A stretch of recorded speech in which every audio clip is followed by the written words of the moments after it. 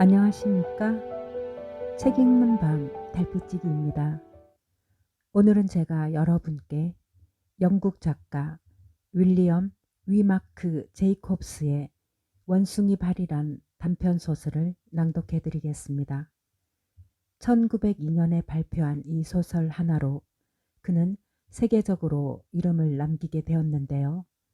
그는 1926년까지 꾸준히 여러 소설들을 내고 영화 각본 및 제작, 연극 제작 참여 같은 일도 하며 살았습니다. 이 작품은 호러 소설로도 유명하지만 영어로 쓰여진 소설 중에서 명작 소설로 손꼽히기도 합니다. 1980년 미국 워싱턴 포스트에 선정된 200년 영어 문학 글작선에 50대 작품에 선정되기도 했는데요.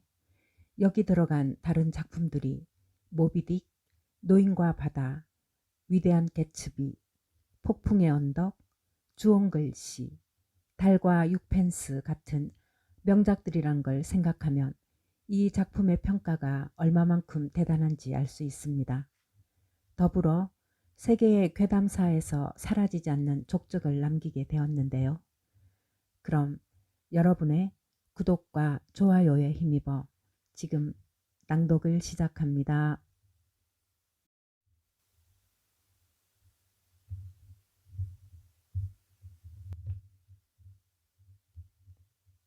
원숭이 발, 윌리엄 W. 제이콥. 비가 내리는 스산한 저녁이었다.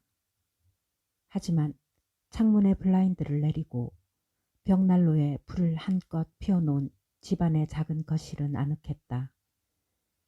이글대는 불빛이 체스를 두고 있는 아버지와 아들을 감싸고 있었다. 갑자기 게임을 역전시킬 좋은 수가 생각났다고 여긴 아버지가 왕의 위치를 용감하게 옮겨 놓았다.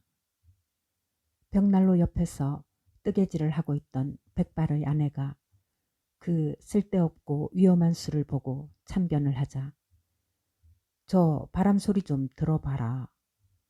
자신의 치명적인 실수를 뒤늦게 깨달은 화이트 씨가 그것을 자식이 눈치채지 못하게 하려고 딴소리를 했다. 듣고 있어요, 아버지. 아버지의 의도를 눈치챈 듯 아들 허버트가 체스판의 상황을 사사치 분석한 뒤 미소를 머금더니 이내 손을 쭉 뻗으며 소리쳤다. 장군이요. 아무래도 그 친구가 오늘 밤에 도착하기는 힘들 것 같구나. 어디다 두어야 할지 난처해진 아버지는 여전히 엉뚱한 쪽으로 아들의 관심을 돌리려 했다. 채소 두는 사람 어디 가셨나? 허버트가 천년덕스레 대답했다. 이건 최악이군 그래.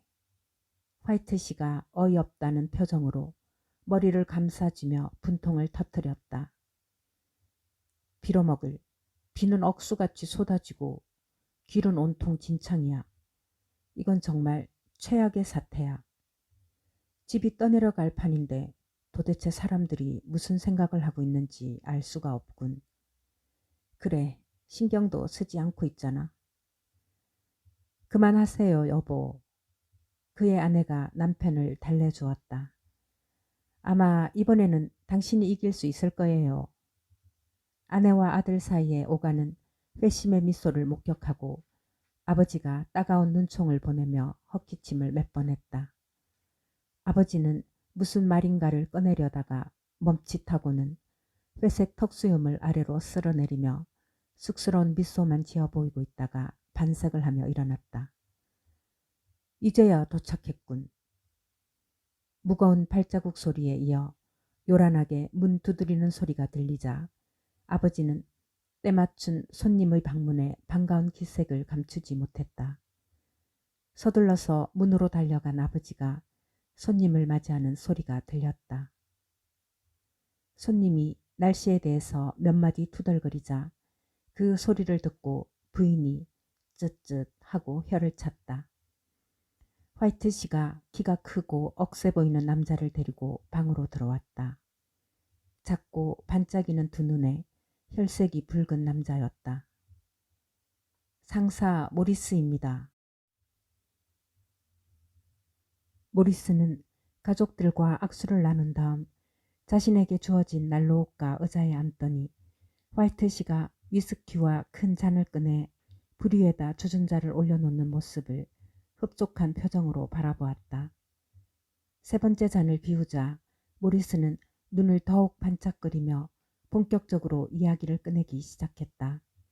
주위에 둘러앉은 가족은 먼 곳에서 온 자기 방문객의 말에 큰 호기심을 느꼈다. 모리스는 널찍한 어깨를 벌리며 자기가 경험한 야생세계, 용감무상한 행동, 전쟁, 전염병, 특이한 사람들에 대한 이야기를 하나하나 풀어나가기 시작했다. 21년이란 긴 세월이었지. 화이트씨가 아내와 아들에게 고개를 끄덕여 보이며 한마디 거들었다. 우리가 헤어질 무렵에는 도매상에서 일하는 꺽다리 젊은이였는데 말이야. 지금 이 친구를 한번 보라고. 굳이 많이 다치지 않은 것 같군요. 화이트씨의 아내가 공손하게 말했다. 나도 인도에 한번 가보고 싶어. 화이트씨가 말했다. 그저 한번 둘러봤으면 해서 말이야. 그 상사가 고개를 저으며 말하더니 빈잔을 내려놓고 나서 가벼이 한숨을 쉰 다음 고개를 저어 보였다. 인도에 가면 오래된 사원을 둘러볼 수 있고 고행자나 마술사를 만날 수도 있지 않은가? 화이트씨가 말을 이었다. 그건 그렇고 며칠 전 나에게 말하다가만 원숭이 발인가 뭔가 하는 것에 대해서 다시 듣고 싶네, 모리스. 아무것도 아니야. 상사는 요청이 끝나기가 무섭게 잘라 말했다. 들을 가치도 없는 쓰레기지. 원숭이 발이라고요? 화이트씨의 아내가 호기심에 차서 끼어들었다. 네, 굳이 말하자면요. 그저 요술 비슷한 어떤 건데요. 상사가 무심코 말해버렸다. 둘러앉은 가족 모두 모리스 쪽으로 귀를 기울였다. 방문객은 아무 생각 없이 빈 잔을 자신의 입술로 가져갔다가 다시 식탁 위에 올려놓았다. 화이트씨가 뒤적거리면서 말했다. 겉으로 보기엔 미라처럼 말라붙은 그저 작은 발에 불과할 뿐이죠. 그는 자기의 주머니에서 무언가 꺼내어서 내밀어 보였다.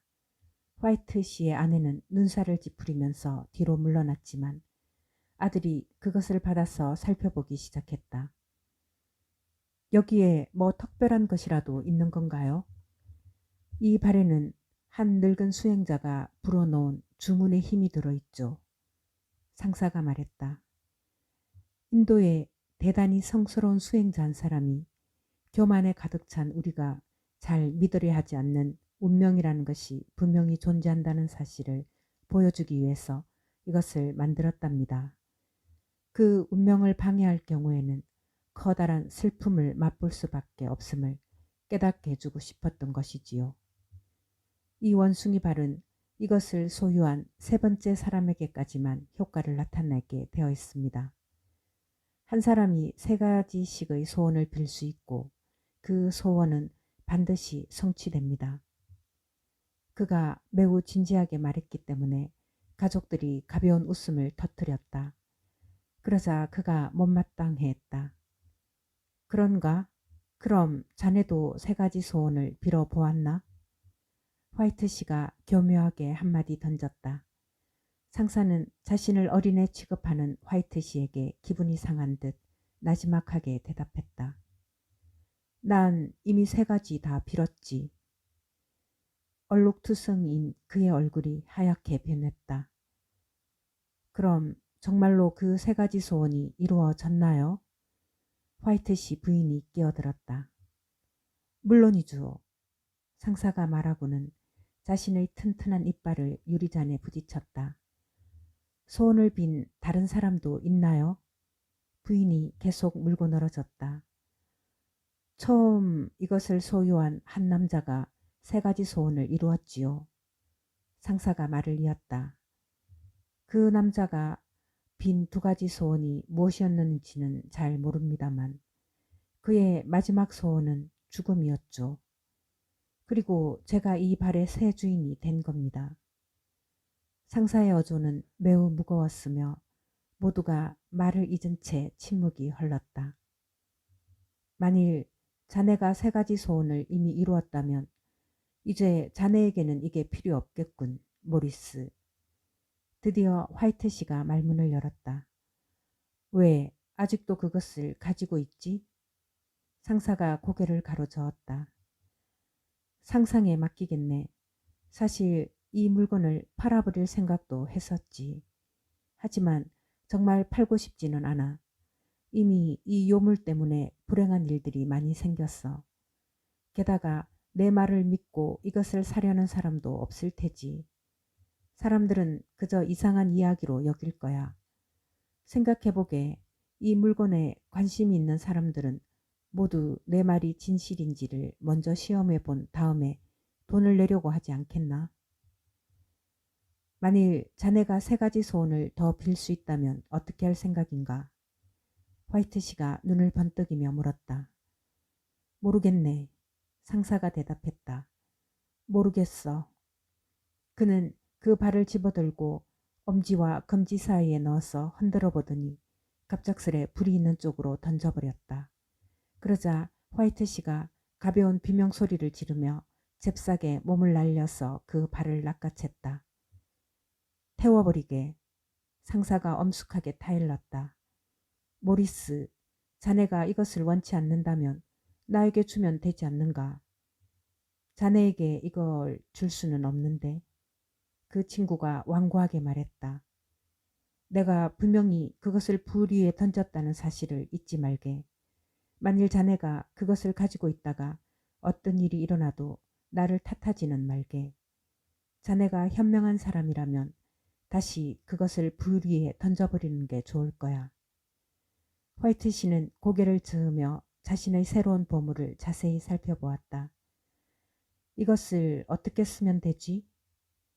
오른손에 그것을 쥐고 큰 소리로 소원을 빌면 되네. 하지만 내가 한 경고를 절대 잊지 말게. 꼭 아라비안 나이트 같군. 화이트 씨의 부인이 일어나서 저녁 식사를 준비하러 가면서 혼자 말했다. 내 팔이 4개가 되도록 한번 빌어보지 그래요? 남편이 그 말을 듣고 주머니에서 그 요모를 꺼내자 모두 폭소를 터뜨렸다. 하지만 상사는 다급해진 얼굴을 하며 그의 팔을 잡았다. 상사가 거친 목소리로 말했다. 자네에게 꼭 필요한 경우라면 현명한 소원을 빌기 바라네. 화이트 씨가 그것을 주머니에 다시 넣고 저녁 식사를 위해 의자를 제자리로 옮기고 친구를 식탁으로 안내했다. 저녁 식사 도중에는 얼마 동안 아무도 그 요물에 대해 언급하지 않았다. 3명은 자리에 앉아서 그 군인이 인도에서 겪은 경험담을 들으며 완전히 도취되었다. 손님은 마지막 기차 시간에 딱 맞추어서 일어났다. 배웅을 하고 문을 닫으며 허버트가 말했다. 군대 생활에 대한 얘기의 반은 거짓말이고 나머지 반은 허풍이라고 하던데 그 상사님의 말을 듣고 나니 실감이 나네요. 보아하니 그 원숭이 발에 대한 이야기도 별로 다를 게 없어 보이는걸요. 이 물건으로 뭔가를 얻을 수 있다고 크게 기대하지 않는 게 좋을 것 같아요. 여보, 모리스에게 그 물건의 대가로 뭘 주었나요? 아내가 남편에게 가까이 다가와서 물었다. 그냥 몇 푼 쥐어 주었지. 얼굴이 좀 붉어진 남편이 말했다. 안 받으려고 하는 걸 내가 억지로 쥐어 주었지. 그 친구가 나한테 그 요물을 버리라고 다시 한번 충고하더군. 그의 말이 사실인가 봐요. 허버트가 흥분한 척하며 말했다. 우리는 부자가 되고 유명해지고 행복해지겠네요. 우선 황제가 되게 해달라고 빌어보세요. 어머니에게 꼼짝 못하고 지내시지 않게 말이죠. 의자 덮개를 들고 화이트 씨 부인이 쫓아가자 허버트는 식탁을 따라 도망을 쳤다. 어머니와 아들의 술래잡기를 진행되는 동안 화이트 씨는 자신의 주머니에서 그 발을 꺼내어 의심스럽게 쳐다보았다. 사실 내가 무슨 소원을 빌어야 할지 모르겠단 말이야. 그가 천천히 말했다. 마치 내가 원하는 모든 것을 얻기라도 한 기분이야. 어머니는 이 집안이나 깨끗이 치워달라고 빌면 좋겠다고 말했다. 아들이 말했다. 한 200파운드 정도 달라고 빌면 어떨까요? 애들처럼 너무 쉽게 믿어버리는 자신에게 수줍은 미소를 지어 보이며 화이트 씨는 그 부적을 쳐들었다. 사뭇 엄숙한 척 하던 아들은 어머니의 윙크를 받은 후 피아노로 가서 당선자 발표 직전에 쓰는 긴장감 넘치는 효과 음악을 연주했다. 나에게 200파운드를 달라. 화이트 씨가 그 한마디 한마디 명확하게 외쳤다. 아들이 그 말을 이어받아 우렁차게 팡파르를 연주하다가 아버지의 몸서리치는 비명을 듣고 멈추었다. 아내와 아들이 재빨리 그에게 뛰어갔다. 이게 움직였어. 기겁을 하고 원숭이의 발을 바닥에 내던져버린 화이트 씨가 혐오스러운 눈빛을 하고 외쳤다. 내가 소원을 비니까 이게 내 손안에서 뱀처럼 꿈틀거렸단 말이야. 그런데 돈은 안 보이는데요? 허버트가 그 발을 집어 식탁에 내려놓으면서 말했다. 제가 장담하는데 돈은 절대로 나타나지 않을 겁니다. 분명히 당신의 상상이었을 거예요. 아내는 남편이 걱정이 되어 말했다. 그는 고개를 저었다. 그래, 괜찮아. 하여튼 우리가 피해본 건 아무것도 없으니까. 하지만 그것은 정말로 놀라운 일이었어. 그들은 다시 벽난로가에 모여 앉았다. 바깥의 바람은 전에 없이 강하게 불고 있었다. 화이트 씨는 위층까지 들릴 정도로 크게 문을 두드리는 바람 소리에 귀를 기울이며 초조함을 감추지 못했다. 밤이 되어 노부부가 위층으로 올라갈 때까지 이상하고 침울한 침묵이 세 사람을 내리눌렸다. 침대 위에 큰 돈자루가 있을지도 몰라요, 아버지. 허버트가 밤인사를 드리며 한 말이다. 그리고 옷장 속에서 귀신이 부정한 수단으로 얻은 돈을 숨기는 걸 보고 있을지도 몰라요. 헤헤헤. 허버트는 거실의 어둠 속에 혼자 앉아서 죽어가는 불에 눈을 고정시키고 있다가 그 불 속에 있는 얼굴들을 보았다. 마지막 얼굴은 너무나 무섭고 마치 원숭이처럼 생겨서 허버트를 놀라게 했다. 그 얼굴은 점점 더 선명해졌다. 허버트는 어색하고 불안한 웃음을 터뜨리며 식탁 위에 있는 물컵에 담긴 물을 그 불 위에 부어버렸다. 그는 원숭이 발을 집어 다시 한번 보고는 두려움에 몸을 조금 흠칫하며 손을 옷에 닦고는 침실로 올라갔다. 다음날 아침 식탁에는 한겨울의 차가운 공기를 가로질러 햇볕이 내리쬐고 있었다. 식탁에 앉은 허버트는 어젯밤 자신이 두려움을 느꼈던 것을 떠올리고는 멋쩍게 웃었다. 어제와는 달리 거실이 깨끗하게 정돈되어 있었다. 선행을 베푸는 알라딘의 요술 램프가 아니라는 것이 밝혀진 주름지고 더러운 그 발은 아무렇게나 찬장 위에 던져져 있었다.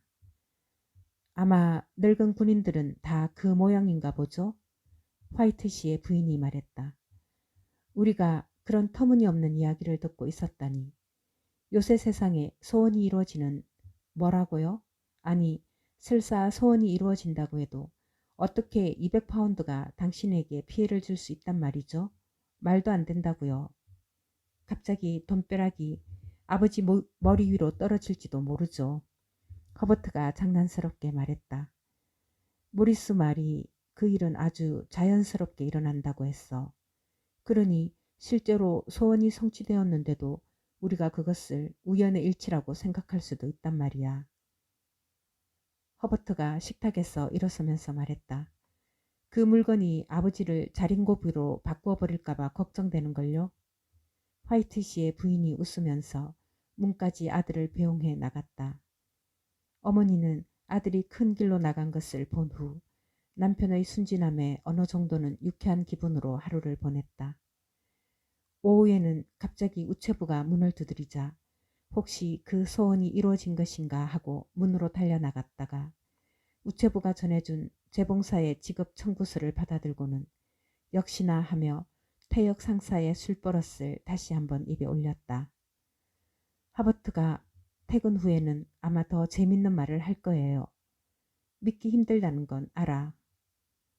화이트 씨가 맥주를 들이키며 말했다. 하지만 그게 내 손에서 움직인 것은 분명해. 맹세코 사실이야. 그랬다면 당신이 생각한 거겠죠. 머리가 흰 부인이 달래듯 말했다. 생각한 게 아니라 그게 움직였다니까. 난 아무 생각도 없었는데 그게 정말 움직였단 말이야. 어쨌건 무슨 상관이야. 아내는 아무 대답도 하지 않았다. 해가 지기 시작하는데 바깥문 밖에는 한 남자의 의심스러운 행동이 그녀의 눈에 들어온 것이다. 그 남자는 뭔가 결단을 내리기 힘든 듯 망설이면서 집 주위를 한참 동안 왔다 갔다 하고 있었다. 머릿속에 아직도 남아있는 200파운드를 떠올리며 그녀는 낯선 사람의 외모를 주의 깊게 관찰했다. 그 사람은 고급스러운 옷에 광택이 나는 새 비단 모자를 쓰고 있었다. 문 쪽으로 다가왔다가 다시 물러서기를 서너 번 반복하더니 드디어 그는 바깥문을 제치고 들어와 정원을 가로질러 집을 향해 걸어오기 시작했다. 그것을 보자 부인은 손을 뒤로 해서 잽싸게 끈을 풀어 앞치마를 벗은 후 의자의 방석 밑에 팽개쳐 버렸다. 그녀는 어딘지 불편해하는 낯선 방문객을 거실로 안내했다. 그는 들키지 않게 조심스레 부인을 힐끔 쳐다보았다. 부인은 정돈되지 않은 거실이며 잔디를 깎을 때나 입는 옷을 입고 있는 남편의 옷차림에 대해 손님에게 변명을 늘어놓았다. 그리고 그녀는 자신이 여자이기 때문에 쉽게 방문객이 용건을 꺼낼 수 있으리라 기대하며 참을성 있게 기다렸다. 방문객은 이상하게도 오래도록 침묵했다. 저는 그러니까 그게 말이죠. 드디어 그가 말문을 열더니 몸을 구부려 바지 주머니에서 한 조각의 천을 꺼내었다. 저는 모엔 맥인스 회사에서 왔습니다. 무슨 일이 생겼나요? 아내는 숨이 넘어갈 듯 했다. 허버트에게 무슨 일이 생긴 건가요? 무슨 문제죠? 뭐예요? 남편이 끼어들었다. 여보, 진정하라고. 그가 서둘러 아내를 진정시켰다. 여기에 앉아 알지도 못하면서 경솔하게 앞서가면 안 되지. 당신이 무슨 나쁜 소식을 전하러 온 것은 아닐 거라고 여겨집니다. 그럴 일이 뭐 있겠습니까? 아버지도 이런저런 생각을 하며 손님을 쳐다보았다. 죄송합니다만 그 방문객이 입을 열었다. 우리 애가 다쳤나요? 어머니가 성급히 대답을 요구했다. 손님이 고개를 끄덕이며 죄스러운 표정을 감추지 못했다. 심각하게 다쳤습니다. 하지만 지금 그에게는 아무런 고통도 없어졌습니다. 오, 감사합니다, 하느님. 우리 아들을 도와주셔서 정말 감사합니다. 그녀는 손뼉을 치면서 좋아하다가 손님의 마지막 말에 담긴 불길한 의미를 생각해내고는 갑자기 발을 멈추었다. 그녀는 고개를 돌리고 애써 피하려는 손님의 모습에서 그 음이라는 것이 얼마나 끔찍한 것인지를 알아챘다. 숨을 멈춘 채 아직까지도 무슨 영문인지 모르고 있는 남편 쪽으로 몸을 돌려 떨리는 늙은 손을 남편의 손 위에 올려놓았다. 긴 침묵이 계속되었다. 기계에 걸렸습니다. 방문객은 낮은 목소리로 자세히 상황을 설명했다. 기계에 걸렸다고요? 화이트 씨가 멍청해져서 말하더니 창문 밖을 바라보았다.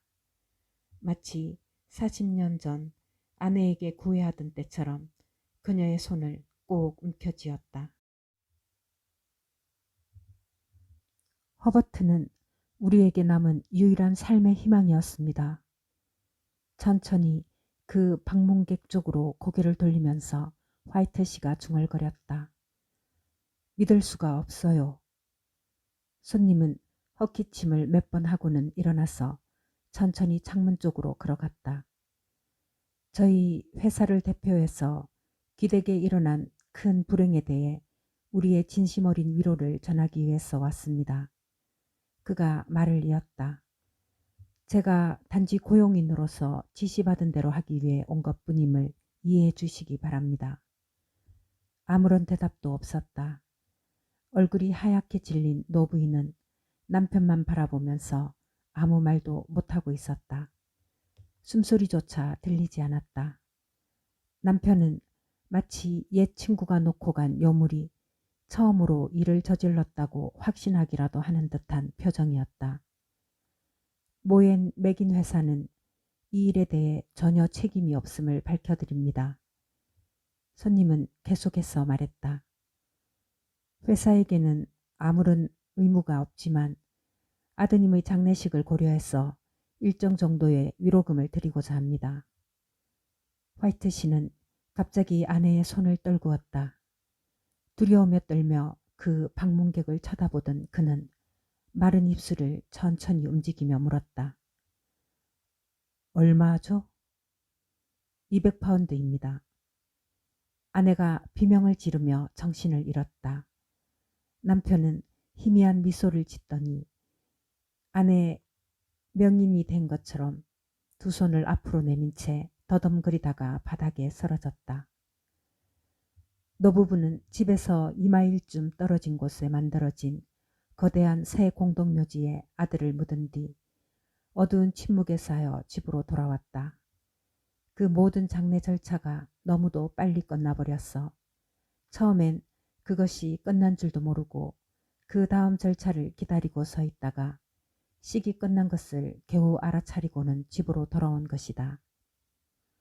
어떤 것이 남아있어서 돌아온 노부부의 발걸음을 조금이라도 가볍게 만들어 주었다면 좋았을 것이다. 그 길이 그들에게는 견딜 수 없을 정도로 힘겨웠다. 며칠이 지나서 기다림은 체념으로 바뀌었다. 그들은 거의 말을 주고받지 않았다.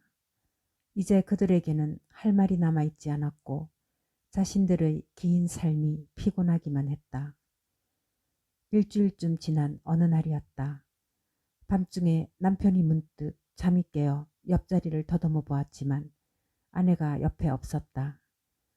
방 안은 깜깜하기만 했고 한참 후에야 울다가 지친 좀 누그러진 울음소리가 창문을 통해 들어오는 것을 알았다. 남편은 일어나서 밖을 내다보았다. 아내가 거기서 울고 있었던 것이다. 들어와 감기 걸리겠구먼. 우리 아들은 더 추울 거예요. 아내는 다시 울음을 터뜨렸다. 잠시 아내의 우는 소리가 멈추자 그의 눈은 쏟아지는 잠을 이기지 못하고 깜빡 잠겨버렸다. 침대가 따뜻했다. 남편도 너무나 지쳐 있었다. 어느새 잠에 빠져서 아무것도 모르고 있는데 갑자기 아내의 격한 비명소리가 났다. 깜짝 놀란 남편이 순간적으로 잠에서 빠져나왔다. 그 발! 그녀가 험악하게 외쳐댔다. 그 원숭이 발! 그녀는 허둥지둥 몸을 비틀거리며 방으로 달려왔다. 그거 어딨죠? 지금 당장 꺼내와요. 당신 벌써 그걸 불에 던진 건 아니겠죠? 거실에 있는 선반 위에 올려놓았잖아. 이상하게 여긴 남편이 물었다. 그런데 왜 그걸 찾는 거지? 부인은 우는 것인지 웃는 것인지 정신 나간 사람인 양 남편에게 몸을 잔뜩 구부린 채 뺨에 키스를 퍼부었다. 이제야 그 생각이 떠올랐어요. 아내는 미친 사람처럼 떠들었다. 내가 왜 진작 이 생각을 못했는지 모르겠어요. 왜 당신도 그 생각을 못한 거죠? 도대체 지금 무슨 말을 하고 있는 거야? 아직 남아있는 2가지 소원 말이에요. 우리는 1가지 소원만 빌었잖아요. 아니, 그거 그토록 충분히 당하지 않았단 말이야. 남편이 사나운 표정으로 아내에게 쏘아댔다. 충분하지 않아요. 그녀는 의기양양하게 외쳤다. 1가지 소원을 더 빌 거예요. 빨리 가서 그것을 가져오세요. 그리고 우리 아들이 다시 살아나게 해달라고 빌어요.